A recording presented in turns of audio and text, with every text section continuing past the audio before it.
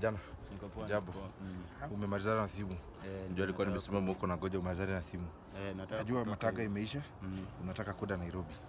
Kwa William mzee, uliona niliandikiwa shamba heka 6. Sasa shamba heka 6. Si hiyo tutaorganize na chief. Akate kama hata siko utakatiwa tu share yako. Hapana. Mimi sitaki shamba. I don't want, sitaki shamba. Nataka nikupatie shamba. Hiyo ni poa, lakini hata hivyo anko kitu utafanya, wacha pombe.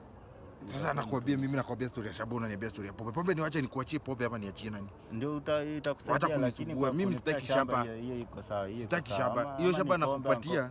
Shut up. Nakupatia lakini under several conditions. Hii shamba utakuwa unanipatia pesa naenda kukunywa pombe. On a daily basis. Anko pombe ndio imefanya bibi yako pesa ya chakula utakuwa unanipatia. Hauna nini? Anko hapana. Anko sasa shamba nifanyie nini? Utanijegea?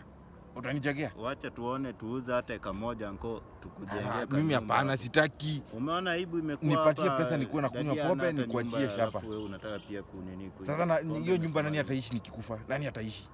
Nani ataishi? Hata hapo kwa dadi hiyo nyumba tulijenga hiyo. Sawa, lakini unipatie pesa. Pesa nikuwe na kunywa pombe daily. Anko ni pombe unataka kukunywa bado.